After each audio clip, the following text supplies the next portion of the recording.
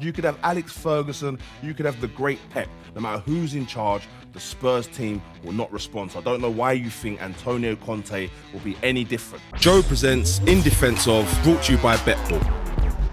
Yes, people, welcome to In Defense Of, brought to you by Joe and Betball, with me, Stevo the Madman. Now, stepping up to the away end today is a guy that runs a decent podcast and he knows a lot about football. Not enough to stop him supporting Spurs. It's my friend and Spurs fan, Ricky Sachs. Yay! Very decent podcast, bruv. Very decent podcast. You good though, yeah? Not bad yourself? I'm good, brother. How are you? Not bad, not bad. Just looking at the scarf. Well, listen, no, this was in hiding for the last 4 years. Now Conte's job and bringing it back out again. Wow, so it's like that, yeah? You're happy with the appointment and whatnot? Delighted. Okay. Very early days. I mean, every Spurs fan will tell you about an appointment. You're very excited at the beginning. Towards the end, you start to feel like you're falling away. But no, very excited about Conte and what's to come in the future. So, Rick, you've come to my gaff. Hope you like it. Very nice. What have you come to debate? Well, I've come to debate why Antonio Conte is the right man to take Tottenham Hotspur forward. Before we continue about Conte, you will get your say. But firstly, I want to give you up to 60 seconds to go to the podium. Tell me what points we're going to be discussing. Come back, and then we'll get on it, yeah? Cool. Sounds good to me. Sweet. Perfect. Why is Antonio Conte the right man for Tottenham Hotspur Football Club? Well, it's fair to say over the course of the last 3-4 years, we've tried our hand at many different managers, but Antonio Conte has it all. He has a CV that is a man that has shown he can win in every country he's been to, proved it at Chelsea in the Premier League, and ultimately, normally gets the right players in the transfer market. Unlike Mourinho, Conte uses a modern methodology and gets the best out of every single player that he normally works with. With Spurs, they're in the midst of still that dreaded word rebuild. And with Conte leading the charge and Fabio Paratici alongside him, Spurs have got the right duo to tackle the transfer market and ultimately get Spurs back to where they want to be in terms of fighting for the top four, competing for trophies, and hopefully in the near future, gunning for the Premier League. Spurs are in need of a man that will bring them to what they want to be, the promised land. And under Antonio Conte and Fabio Paratici, Spurs are in the right direction, and that's why Conte is the man. Ricky. You made some good points. But here's what I think Antonio Conte is the wrong man for the job. Start the clock. Now, over the years, Spurs have had some top managers. Pochettino, Jose Mourinho, one of the greatest managers of all time, by the way. But it's clear to see that the Spurs squad, no matter who's in charge, you could have Alex Ferguson, you could have the great Pep. No matter who's in charge, the Spurs team will not respond. So I don't know why you think Antonio Conte will be any different. Also, Spurs don't spend a lot of money. Antonio Conte loves to spend. In fact, he broke the season spend record when he was at Chelsea. Also, he broke the record at Inter Milan as well. He's known for spending a lot of money, and Spurs ain't known for that. Also, the previous managers got you to finals. They had your two star players playing exceptional, and it still wasn't good enough. So the only way that Conte can be successful is if he brings trophy. We know that ain't going to happen at Spurs, but let's talk about it. Wow. Rick, first of all, mate, listening to you talk, you're a proper football man. So it's good. It's good to have a proper football man on in the gaff. But brother, let's talk about Tottenham. Like, do you really believe that Conte is the man to take Spurs to where they want to be? Not just to get them into top four. Remember, surely you want to be challenging for titles. Of course. I mean, this is a club that was in the Champions League, 24 months ago now, 36 months ago. I think you look at Tottenham in general, as we've all known, there's a need for a rebuild. And it's, I think, about finding that right person to do that rebuild. And at the time when they never trusted Pochettino to do that, they turned to Jose Mourinho. And I think we all know, having gone through Mourinho and that cycle, how that is, because essentially there's always a need and a hangover from Mourinho to then try and recover that. Spurs, I believe, are still trying to recover from that hangover of Jose Mourinho.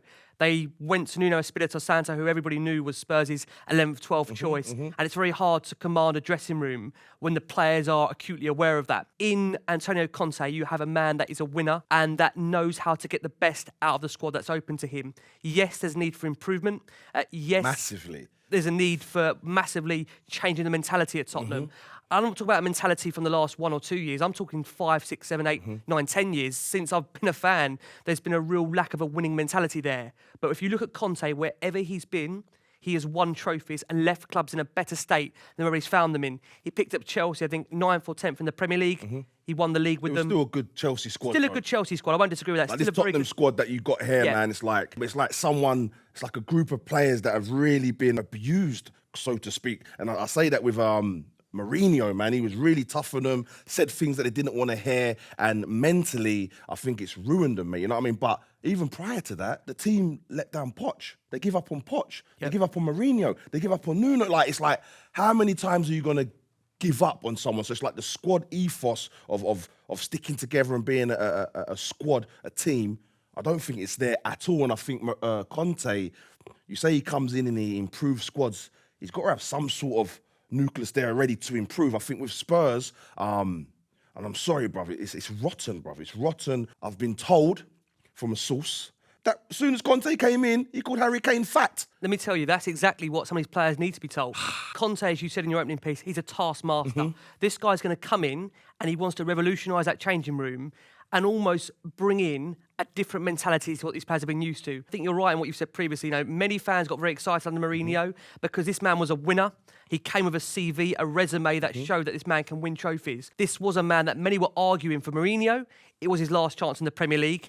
And for Tottenham Hotspur as well, they were turning to a man they knew did have that streak inside of him that will also upset a dressing room. Wherever Mourinho has been, he's fallen out with key players. Manchester United, of course, Paul Pogba being an example. But at the time, when he fell out with the likes of Pogba and what he was doing to the Shaws and all sorts, like, we said that's what needed. Just like what you said, that Conte needs to come in and start shaking it up. But to call your top player fat or whatever, allegedly, that's like shaking it up a bit too much. I will say to you, he knows these players well, and we have to make this point that Conte looked at the Spurs job 4 to 5 months before. Why didn't he take it then? He didn't take it at that point because he didn't have the assurances from the board that he would be able to change the squad in the direction it needed to go to. And Spurs being Spurs have had to go crawling back, grovelling back, saying, Antonio, we will give you what you want, we will give you what you need. And that is why I do believe he's the right man for the job, because they've already gone there once, 4 to 5 months ago, and he knew at the time, Conte, what the parameters were,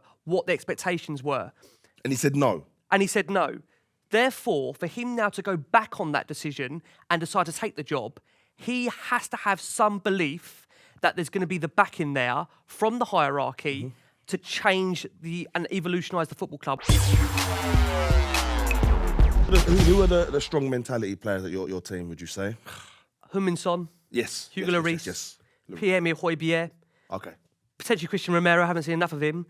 Outside of that, Steve, I'm going to be honest with you. Outside of that, you're right. Many. There isn't that many there. And that's why, again, bringing somebody in of Conte's calibre and his management level, very quickly work out the players that are right for this football club and the players that simply need to go. We all know there's players that need to be moved on, the likes of Dele Alli, the likes of Harry Winks, Davinson Sanchez. But I honestly do believe that with Tottenham, there also is a need to get the best out of some of the players that are there.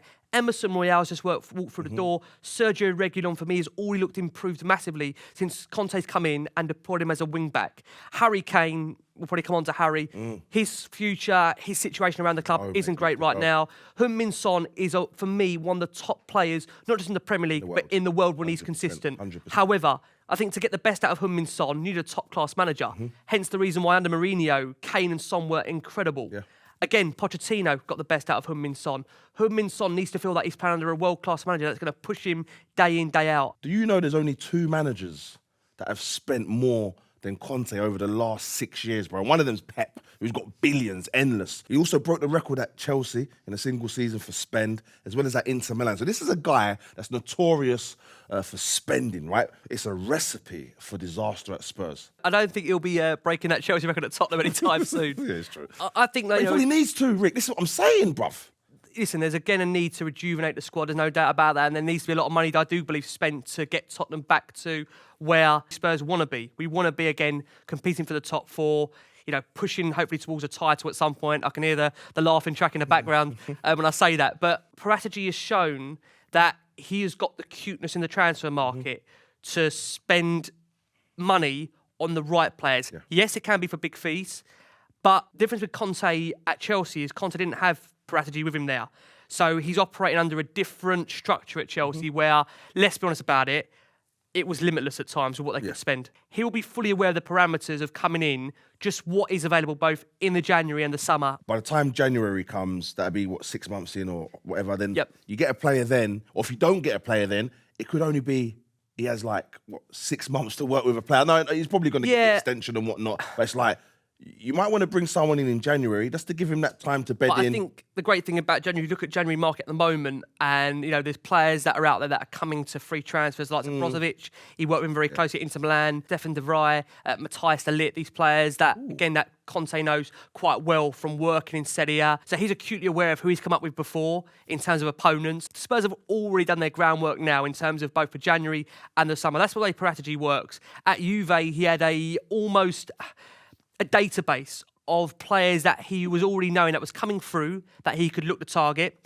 and those that are out, of the way. And I think that's the thing you've got to bear in mind with Tottenham. Different to Juve, different to Chelsea. And he will find that challenge at Tottenham because although we've got an incredible training ground, although we've got a great stadium, and although London's a really attractive location, having that without the winning mentality sometimes isn't enough to convince a player. But I think with Conte, from a player's point of view, they will see a man that will not only improve them, but will work that player to make them better. I think Vlahovic is one that I know Spurs are heavily interested in. The one up Fiorentina.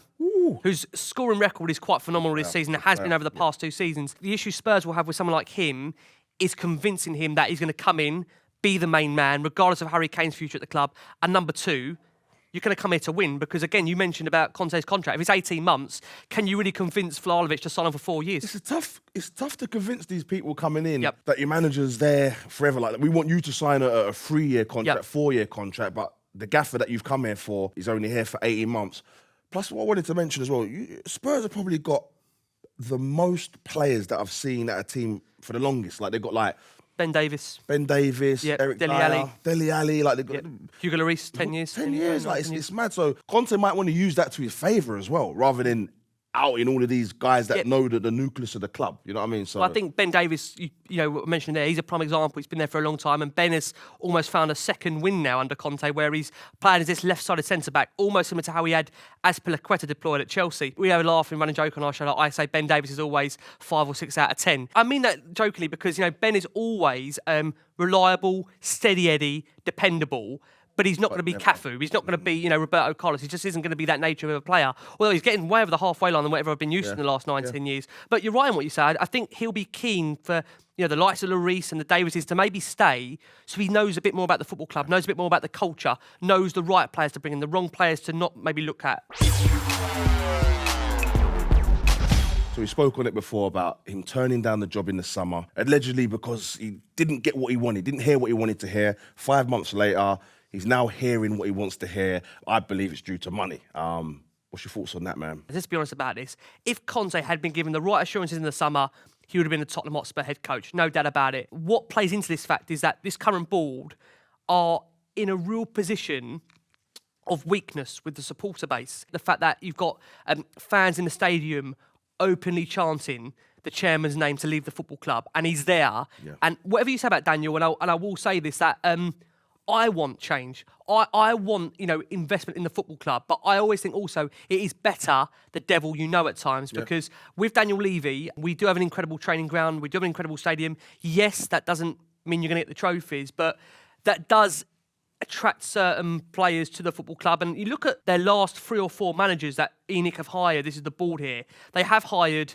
Pochettino, who is now one of the most sought-after managers in Europe, I would say. Not after this job he's done at Paris. Possibly not. But on paper, when Pochettino left Tottenham, it was the most bizarre thing. He was almost like in more credibility leaving Tottenham than what he was beforehand. So on that basis, Pochettino will go on to manage again. I think a big club, United, still apparently want him. You then look at Jose Mourinho, who at the time when Spurs hired Mourinho again, although I've sat here and said I've called him, peak dinosaur and on his way down, Mourinho was still very well known in the game and was still a big manager. And now they've got Conte. You would say probably 3 out of the 5 last appointments have been real top-class coaches. Pochettino they stumbled upon, granted. But he was the best one. Seems like when they go for the top managers... Doesn't work out. Doesn't work out. But at some point, Steve-O, That's got to change. Football for me is about cycles, right? Everybody has their cycle. Spurs had a cycle of being top 4 for a number of seasons, and as Spurs fans, we love that. But similar to Arsenal fans, we weren't happy with 4th. We wanted to win trophies. It isn't all about finishing in the top 4. And this is, again, a buy into this concept that, Pochettino spoke about, winning the big trophies, wasn't massively keen on the FA Cup, the League Cup. Every time we went out of that cup to whether it be a Colchester or whether it be a Palace away, we were devastated. We were thinking, well, hold on a second, Spurs, I grew up with Spurs winning a cup team, so see us win one trophy in 20 years. I was questioning my dad saying, why am I being put through this? Come West Ham. We got the championship trophy. I count that. Yeah, we counted that now. Allardyce won the trophy. Such is the level. But, you have to take into account that it's been a good thing for Tottenham that he changed his mind at the start, because the parameters set by the board were not Conte's level and expectations. Conte will know now exactly what he's going to get. And we know, like I say, we've been there before about Harry Kane and the broken promises. Look, you do not mess around one of the best managers, in my opinion, top 5 in world football, in Antonio Conte. You just don't do that. You can't do that. Because Conte, what he will do, he did it at Chelsea, he will embarrass the board. He will walk out of football clubs like he walked out of Inter Milan. Yeah. And that's the great thing about I'm Tottenham. looking forward to that. But get some answers. But you're going to say that, but Tottenham fans also are thinking, do you know what? This will be one of the first times that when managers have been paid off for being quiet, Pochettino being paid off, Mourinho being paid off, given hush money, Conte, you will know from him very quickly if things aren't going right in that football club when it comes to the January window, when it comes to the summer transfer window, when it comes to not getting what he wants, because he just simply won't stand for it. He'll go. The only way that Conte can be considered a success is if he starts winning finals, beating the likes of City, Liverpool, with a worse squad than... it's mental, Rick. It's what, Steve, it's absolutely... on Pochettino, firstly, when people say, is he a success, is he a failure? Listen, if the game's about winning, then obviously he failed on that. But I look at it in a bigger picture and say the football you touched upon was some of the best football I've ever seen in my lifetime watching Tottenham. It was a brand that was just so exciting to watch, and every player would fight for the shirt. You did most enjoy going every week and be excited about what you're going to see. You had a family atmosphere there that was built by Pochettino. He developed the culture there. And I think such is the irony that when Spurs searching for their next manager, after they sacked Pochettino, 18, 21 months ago, they used the same brief. A man that was going to play free-flowing, attacking football, get the best out of the young players. And they wanted to use that brief for the next manager. And they even tried to bring Pochettino back. But ultimately, I've always believed in football, as brutal as it sounds, you are judged on ultimately what you win. And he didn't win. Conte is prime. He knows how to get the best out of players in a more modern mythology. Conte has got Paratici working alongside him, who I understand is invigorating the whole football club. They love Paratici's passion. Yes, I think the only thing with Paratici, there's been the argument that his only issue has been moving players on. And he'll have that issue at Tottenham with the likes of the Winkses, the Delis, the Sanchez's. They've got to find a solution to that. Rick, mate, honestly, you've made some good points. And you're right. Conte, he's a leader. He identifies early what he wants in a team. He ticks all the boxes. He's a winner. There's just so much bad stuff that he needs to come into and get out before the good can happen. I just don't know if he can do that in 18 months, even with a 6-month extension. Whether he gets there or not, I just don't see it, mate. So it's like, he's a great manager. One of the best, top 5. But this Spurs job is a massive rebuild. And he's not a rebuilder, in my eyes. Yeah, man, as I say, you made some great points, but I just think the Spurs job, for me, it's just not right for him. But you're right in saying that I think the next man that comes in, for me, it's got to be an unknown, someone that has time and maybe not too much expectation from the Spurs fans. I said before, Conte could come here and fall in love with it. He's had the fans singing his name in the first 4 weeks, and that just, I think, tells. Mourinho had that though. This is the thing. He did. You lot said, you know what? A few of you, I won't speak for all of you, but a few of you are like, it's Mourinho, we know what he does, only lasts this amount of time, he's a bit shirt, but he's a winner. He does this. He's known for this. Everything what you just said about Conte, really. I would say I have to say on Conte, I must make that point that, Conte on the way up, he's in his prime. Mourinho's in his decline. I'm trying to put this in context. Mourinho, for me now, you're looking at, he's a bit of a dinosaur. Conte is a man that knows modern day football, has used modern day methodology on players to tap into their psyche, to get the best out of each and every one of them. I think that is very, very important. Yeah. I hear you, but for the reasons that I said, the time limit, the players he's got, the chairman, all of that, for me, he's not the man for the job. unfortunately, mate, but I appreciate you. I appreciate you coming down to talk to me. After listening to what he's had to say, I'm interested to see how Conte does, man. So, yeah, what do you guys think? Do you think Antonio is the guy for the job? Thanks, Rick, for coming down. I don't really like Spurs fans, I'll be honest with you, but I like you. I like you. As always, this has been In Defense Of, brought to you by Joe and Betball with me, Stevo the Madman. Ta-da. You've been watching In Defense Of, brought to you by Joe and Betball.